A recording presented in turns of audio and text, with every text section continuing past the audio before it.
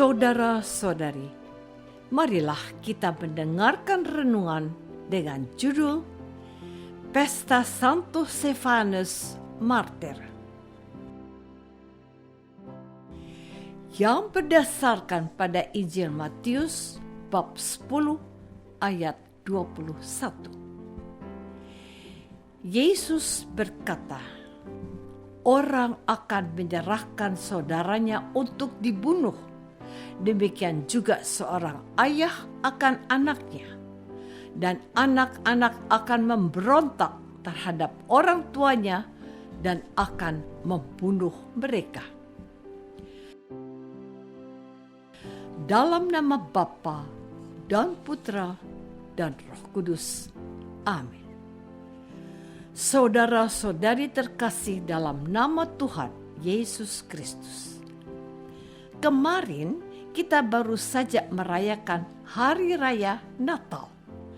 Hari Raya Natal berarti hari raya yang penuh dengan sukacita dan damai sejahtera bagi semua umat Kristiani. Sementara pada hari ini, gereja merayakan pesta Santo Stefanus Martir pertama dalam sejarah gereja. Martir adalah orang yang mempertahankan imannya akan Yesus sampai dia rela menderita dan wafat. Dan Stefanus membuka mata orang-orang Kristen untuk berani membela imannya dan tidak takut mati. Stefanus adalah salah satu dari 7 diakon yang dipilih oleh para rasul membantu tugas-tugas pelayanan. Sebab pada awal lahirnya gereja, ketika jumlah para pengikut Yesus makin bertambah, timbullah sugut-sugut di antara orang-orang Yahudi yang berbahasa Yunani terhadap orang-orang Ibrani. Karena pembagian kepada janda-janda mereka diabaikan dalam pelayanan sehari-hari.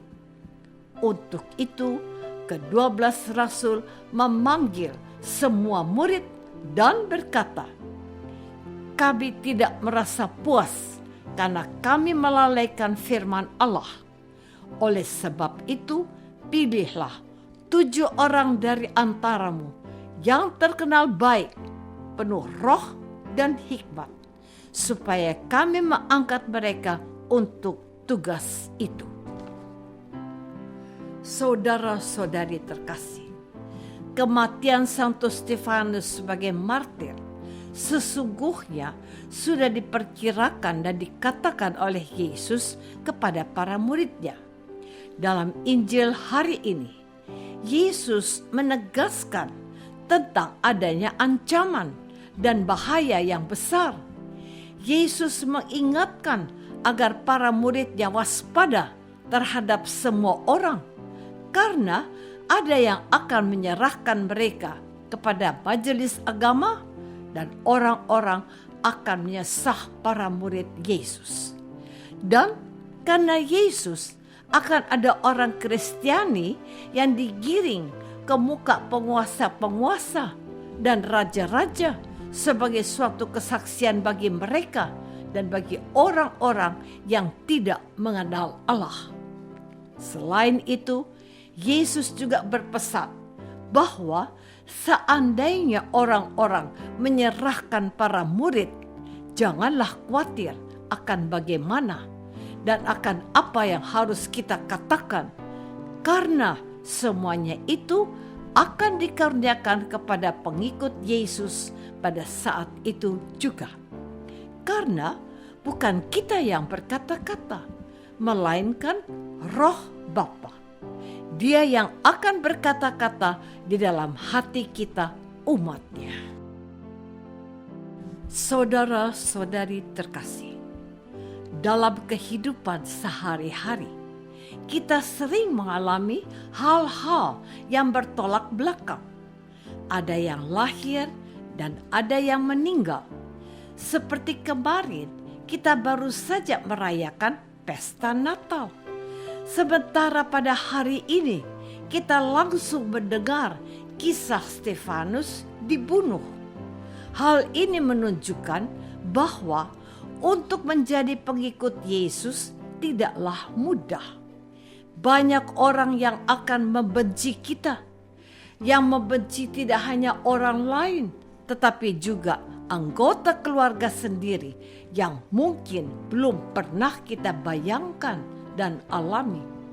Sebab itu, perayaan Natal yang kemarin kita rayakan mengingatkan kita bahwa dalam kegembiraan Natal ada saudara-saudara kita yang hidupnya kurang beruntung dari diri kita. Sebab saat kita merayakan Natal, ada orang yang hidup dalam ketakutan karena ancaman perang, atau hidup dalam ketakutan karena hidupnya terancam. Namun, satu hal yang kita sadari bahwa ketika ancaman itu muncul, Yesus selalu ada bersama kita. Kita juga belajar dari Santo Stefanus yang tidak membalas dendam kepada orang yang membunuhnya. Bahkan saat orang-orang melempari Stefanus dengan batu, dia berdoa dengan suara nyaring, "Tuhan, jangan tanggungkan dosa ini kepada mereka." Sesudah berkata demikian, Stefanus wafat. Saudara-saudari terkasih, kelahiran Yesus dan kematian Stefanus merupakan bagian dari proses kehidupan manusia. Pada saat ada yang lahir, di sisi lain ada juga yang meninggal. Pada saat ada yang gembira, di sisi lain ada juga yang sedih. Namun, ada hal mendalam yang perlu kita sadari, bahwa hidup kita merupakan karunia Tuhan. Sebagai karunia, kita hanya bisa memelihara kehidupan kita dengan sebaik-baiknya. Sementara keberadaan para martir dalam sejarah gereja Katolik membuktikan bahwa ada yang paling penting, yakni memperoleh keselamatan atau masuk surga. Sebab untuk apa kita umur panjang kalau pada akhirnya hidup kita akan sengsara dan melarat? Dan teladan hidup Santo Stefanus mendorong kita untuk berani berkorban dan menderita demi Yesus dan keselamatan banyak orang.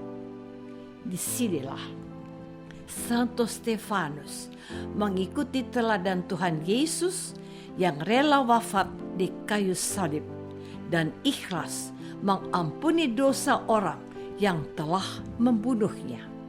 Dengan cara demikian, Santo Stefanus wafat dengan tenang tanpa membawa dendam dan sakit hati. Apakah kita sudah belajar dari Yesus untuk menderita dan wafat demi keselamatan manusia seperti dilakukan Santo Stefanus? Marilah kita berdoa.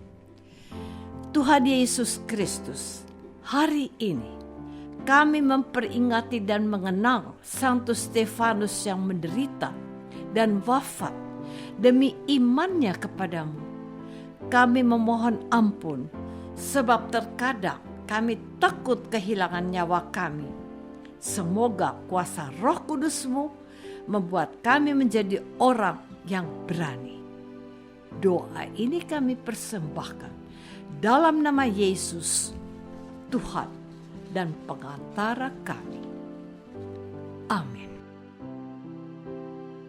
Semoga kita semua selalu dinaungi dan dibimbing oleh berkat Allah yang Maha Kuasa. Dalam nama Bapa dan Putra dan Roh Kudus. Amin.